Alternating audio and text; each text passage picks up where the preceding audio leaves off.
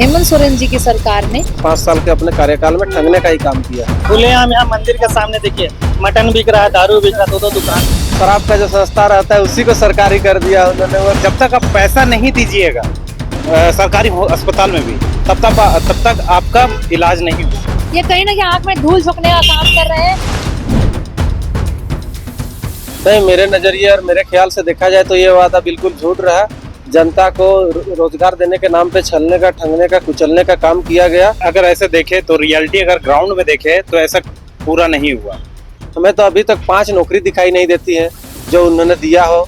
अब छात्रों को रोजगार के नाम पर झारखंड सरकार ने 5 साल के अपने कार्यकाल में ठगने का ही काम किया। जबकि 1 लाख भी मुझे नहीं दिखता है कि 1 लाख युवाओं को रोजगार मिला हो। वो डायरेक्टली क्या बोले कि ऐसे ठग रहे हैं, युवाओं खुलेआम तौर पर ठग रहे हैं। आज तक इन्होंने 5 लाख नौकरी देने का वादा किया था, आज तक 5,000 भी इन्होंने नौकरी देने का काम नहीं किया है। अभी तक तो वादा उनका पूर्ण हुआ नहीं है। हम लोग तो देख रहे हैं जितने भी स्टूडेंट्स लोग हैं वो बेचारे अप्लाई कर करके थक जा रहे हैं। हमेशा नौकरी रद्द हो जाता है, एग्जाम होता है वो भी रद्द हो जाता है। एट ए टाइम आज एग्जाम दिए, शाम को एग्जाम रद्द हो जाता है। तो कहाँ तक संभव है, कहाँ दे रहे हैं नौकरी कुछ भी किसी को। मुफ्त शिक्षा और स्वास्थ्य ये भी उन्होंने ठगने का ही काम किया है। ना ही कोई मुफ्त शिक्षा ऐसी संस्थान हमें दिखाई देती है जहाँ पर निःशुल्क पढ़ाई हो, या फिर मुफ्त ऐसा ना कोई लाइब्रेरी हुआ या फिर कोई भी शिक्षा संस्थान जहाँ पर गरीब के बच्चे जाके पढ़ सके। वास्तव में जो उनको निःशुल्क पढ़ना है वो उस जगह जाके उस चीज का फायदा नहीं उठा पा रहे हैं। हेमंत सोरेन जी की सरकार ने किस तरह से लोगों के साथ अत्याचार करने का काम किया है। देखिए आज भी अगर आप सरकारी हॉस्पिटल अगर जाएंगे तो वहाँ पूरी तरीके से भ्रष्ट डॉक्टर बैठे हुए हैं। आए दिन लोग परेशान हो रहे हैं। जब तक आप पैसा नहीं दीजिएगा सरकारी अस्पताल में भी तब तक आपका इलाज नहीं होगा। हम लोग पास में ही बगल में रिम्स हम लोग देख रहे हैं ना क्या स्थिति है। जमीन में मरीज सोते हैं, ऑक्सीजन नहीं है, पानी नहीं है। और ऐसा वर्तमान की सरकार को इस पे शर्म आनी चाहिए कि किस तरह से लोगों को शोषित कर रहे हैं।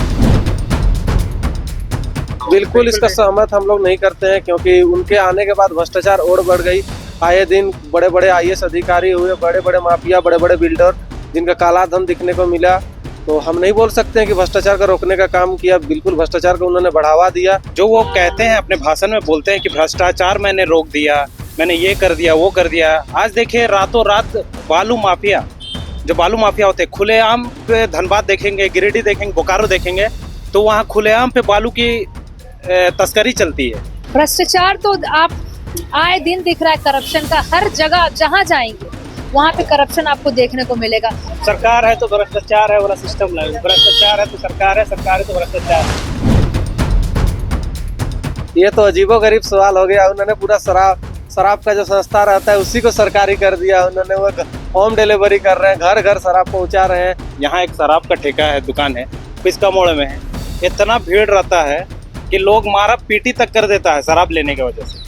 तो इसमें मैं नहीं कहूँगा कि वो सफल रहे हैं। तो ये कहीं से कम नहीं हुआ। हर जगह इस चीज का जो नशा को घटाने की जगह बढ़ावा देने का काम किया जा रहा है इस सरकार के। आप देख रहे हैं युवा भी आजकल कहीं ना कहीं युवाओं को रोजगार नहीं दे रहे हैं, तो कहीं ना कहीं भटक रहे हैं। अभी देखा जाए तो सिर्फ ये लोग हड़िया बंद किए हैं, जो कि यहाँ का कल्चर है। दारू बंद नहीं कर पाए। खुलेआम यहाँ मंदिर के सामने देखिए मटन बिक रहा है, दारू बिक रहा है, दो दुकान है। लोग रोड जाम लगा रहता है। स्कूल के बगल में है, बहुत से मंदिरों के बगल में देखिएगा दारू दुकान खुला हुआ है। कहाँ है? जो इन्होंने शुरू से कहा है कि हम इस तरह से महिलाओं को सहयोग करेंगे, लेकिन आज तक ऐसा दिखा। और अभी एंड ऑफ द डे जब सरकार अबाउट टू एंड होने जा रही है, मतलब कि 2 महीने में चुनाव हो जाएगी अपनी, और उस समय वो मैया योजना लाकर एक दिखा रहे हैं कि हम बहुत आपके लिए प्रिविलेज ला रहे हैं, आपका हम सम्मान कर रहे हैं। ये कहीं ना कहीं आंख में धूल झोंकने का काम कर रहे हैं। मेरे गांव में ही एक विधवा, बहुत विधवा है, वो उनका कोई सहारा नहीं। तो मैं एक दिन गया उनके पास, मैं उनसे सवाल किया कि सरकार तरफ से आपको कोई लाभ मिल रही है? तो वो डायरेक्ट बोलती है बेटा मुझे कुछ नहीं मिल रहा। 1,000 रुपये से क्या हो जाएगा गरीब महिलाओं को? 1,000 आप महीना दीजिएगा। 1,000 का तो आजकल मोबाइल लोग रिचार्ज करता है। कि क्या सोचकर आप ये मैनिफेस्टो लाए थे, और ये मैनिफेस्टो अगर लाए थे सम्मान देने का काम करना था, तो आज तक आपने एक को भी क्यों नहीं सोने का सिक्का देकर सम्मान किया है? आज तक अगर एक भी किए होंगे तो आज सामने आकर दिखाएं कि हमने इस तरह से किया है। नहीं, मेरी जानकारी में तो ऐसा किन्हीं बहुत सारे लोगों का शादी तो हुआ, लेकिन किन्हीं को अभी तक तो उस तरह से देखे नहीं, किन्हीं को जो मिला हो गवर्नमेंट की तरफ से।